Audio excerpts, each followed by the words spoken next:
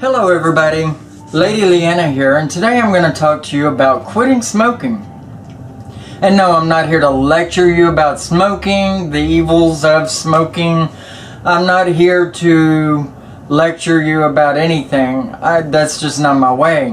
What I'm here to do is talk to you about how I quit smoking, the ideas and mindsets that you have to have while you're smoking, and preparing yourself mentally for it, or to keep yourself mentally stable while doing it.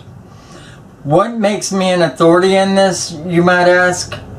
Well, not only am I a heavy smoker in the past, or from the past, but for over 33 years.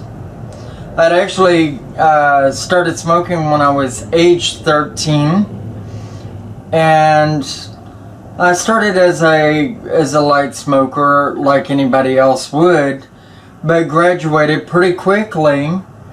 And by the time I quit smoking, I was smoking 3 packs a day, and for no less than 2 years. Okay, yeah, just about killing myself. Now, I was becoming bedridden. I was hardly able to get up because my bronchitis was so bad. You know, I couldn't move. It felt like somebody just jabbing me in the lungs from the back every time I took a breath, you know. And so it was killing me. But I was still sitting there smoking and not able to quit whatsoever. It just wasn't in the cards for me. I loved it so much, you know. Now, a lot of people call smoking a crutch, but that's not the truth. I mean, the smokers, love to smoke. I mean, that's just what it is. It relaxes us, it makes us feel good. It may make us sick, but in the same instance, you know, while we're smoking it, it makes us feel good. And, you know, will inevitably kill us, and we know it, but we like it so much, we're just not really willing to give it up. And the first step in quitting smoking is to really want to. By whatever means, you have to really want to. And if you don't, it's just simply not going to happen, you know. I was sick in bed chronically toward the end of my smoking endeavors, which, by the way, I quit in about 3 years ago now. November. Say 3 years ago November. Okay. So 3.5 years. Anyway, I quit not because I was sick all the time. I mean, that didn't stop me. But, and God, I wanted to so bad, but I was having trouble. You know, at first, I did not want to quit smoking, but I was trying to because everybody else was saying that it was bad for me and it was going to kill me, and I saw that. And, but I still didn't want to quit, and, so I fought against it all the time, and it won over me chronically. You know, an authority on smoking and on quitting smoking, yeah, I could say that I am. I quit smoking, or tried to quit smoking, I don't know how many times. And just never could do it. Could never make it. You know, just because I didn't really want to. Now, it was when I was sitting up late in the night, and I live in a very small place. And my nephew is like my own son, so he would come and spend weekends over here with me, and my husband. And, you know, sitting up late at night, I could look around, you know, the house, and I could see everybody sleeping and coughing in their sleep. And I was the only smoker in the house. And I looked at my hand, and the cigarette smoke smoldering out from between my fingers, and listening to my family coughing, and that made me sick. It made me feel horrible. I was killing my family. And, you know, I remember my nephew, Garrett, by the way, a couple of years before I quit smoking, making me promise that I would quit smoking for him, because he had already lost his mama, his true blood mama, my sister, and was scared of losing me. And so I made this promise to him, and I was having a hell of a time holding to it. Although, you know, if there was a reason why I was going to quit smoking, it was for him. And then my husband, who came along, you know, while I was still smoking, but while I was trying to quit, and while I was pretty sick, you know, he came along, and he loves me dearly. And so he tried to get me to promise to quit smoking, and I did. And he stayed on my butt all the time. But that wasn't working. That wasn't helping me to quit smoking. He was always trying to correct me or remind me that I was trying to quit smoking. And I know it was out of love. But nothing was working, you know. But this night, I saw my family laying around in their beds, asleep, and coughing in their sleep. And I said, I'm killing my family. You know, I really can't do this anymore. You know, and it was useless. It was stupid, sitting up all night long doing nothing but smoking a cigarette. Didn't even have the TV going, you know. I had woke up, I think, in the night and was just sitting there. But I decided I was going to try even harder. And really, it wasn't even a conscious thought as much as it was a subconscious desire and hate for smoking now. You know, so almost inevitably you have to hate smoking and want to quit. And, you know, I'd already take notice of all the smoke in the air constantly and how it stank, and different reactions from people that would walk in the house and smell it that didn't smoke. You know, I'd already acknowledged all of that, and that made me feel bad about it too. You know, as well as knowing that eventually the government is trying to weed out cigarette smoking. They're already banning you in certain cities to smoking only inside your house and all of that. But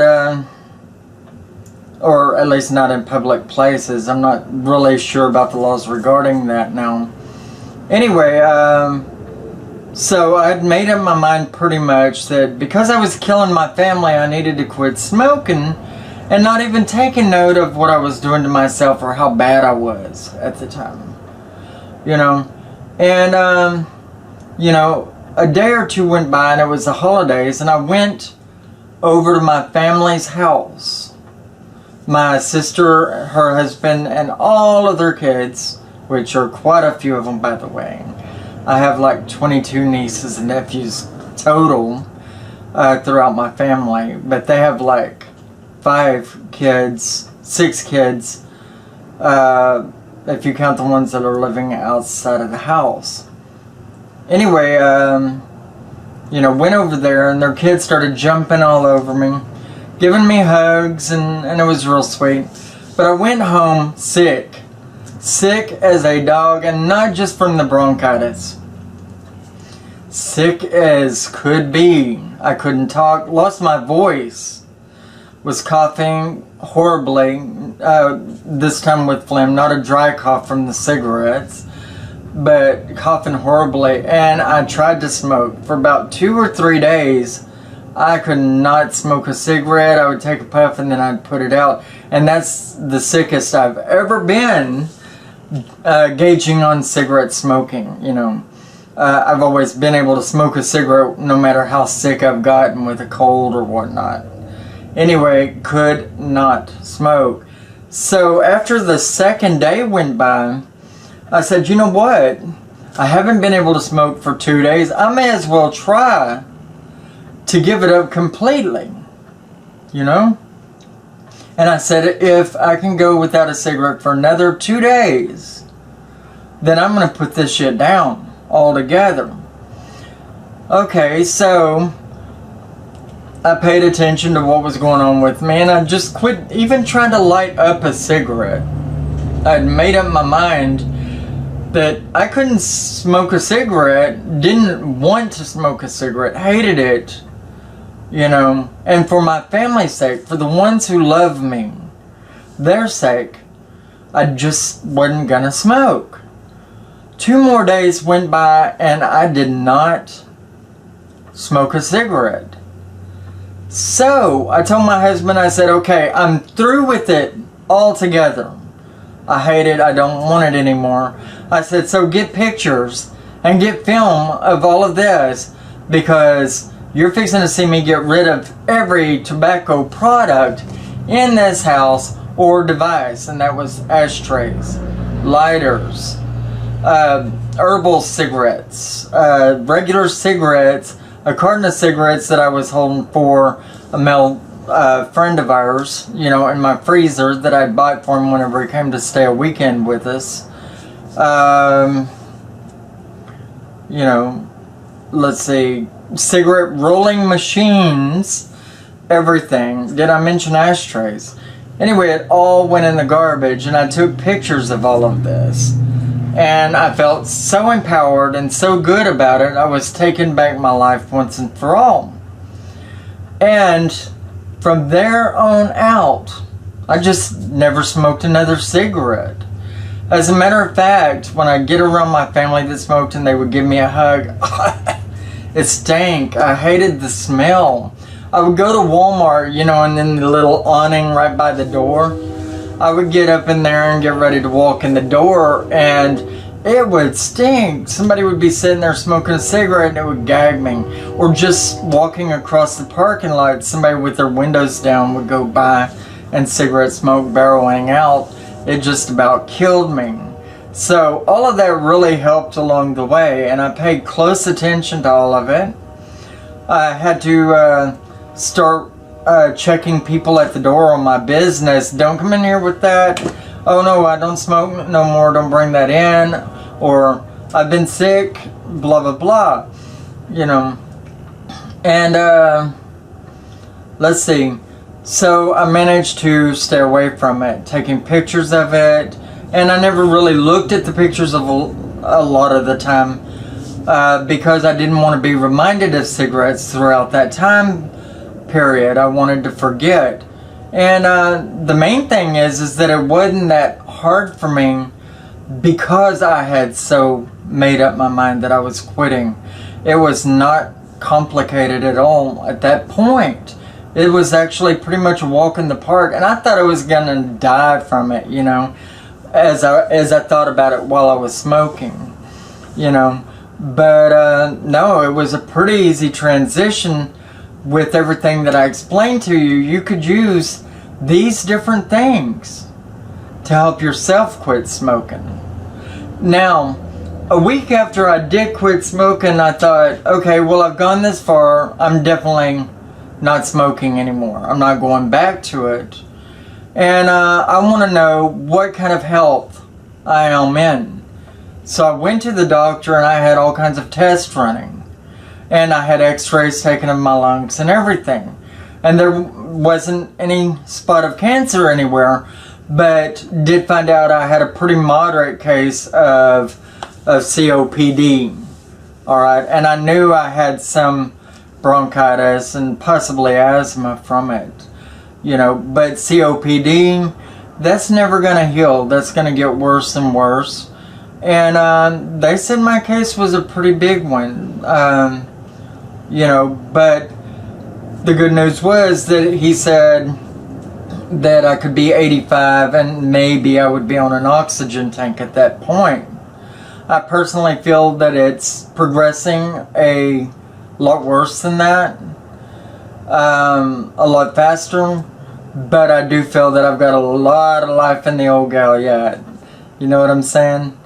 Anyway, yeah, basically, in all reality, you know, quitting smoking is going to have to be set in stone, a decision that you make, and not a weaning off process. I've done that too. The last time, 3 years of trying to wean myself off of them. You know, and I had gotten down to 1 pack a day from 3 packs a day. But I couldn't get over that hump. And eventually I grew back to 3 packs of cigarettes a day. Okay? Now, the good thing is there at the very end, I had weaned myself back down to a pack a day whenever I did finally just put them away for good. So it is good to wean yourself down to the shortest amount of cigarettes you would have within a day before you quit cold turkey. So maybe using a process of the weaning and the cold turkey idea together in unison to do this. That would be my best suggestion for you. But by all means, if you do happen to get a cold, or even go subject yourself to it, shit. You know, if you get a cold while you're at the end of the weaning process, milk that shit. Use the ability to, or the inability rather, to not smoke. You know, the inability to smoke, as part of your quitting. You know, but by all means also use your love for your family, you know, because they do want to keep you around. And I'm telling you something, you do not want COPD. I am having problems. I'm on an inhaler that I take every day now and did not want to live by medicines ever. But there are just some things that you, I guess, get that you have to keep at a balance one way or the other. All in all, you know, I hope that I've been of a help to you in this that I've said. Remember, cigarette smoking is not a crutch. It's a habit. And the crutch is actually the lies that you tell yourself that say that you should have a cigarette because you deserve one. You know, and just get rid of that shit. I mean, because, I mean, it's not doing anybody any good. You're killing yourself. You're killing your family. Second, third-hand smoke really is bad for you. And I didn't believe it when they were talking about it. But I do know and acknowledge now that when I get around somebody that does smoke, even when they're not smoking a cigarette and I get close to them, if I smell the cigarette smoke, you know, it bothers me. But even when I'm not smelling it, I can start coughing. Almost like I'm allergic to the person altogether. Okay? Anyway, Lady Leeanna signing off. You take care of yourself. Have a great day.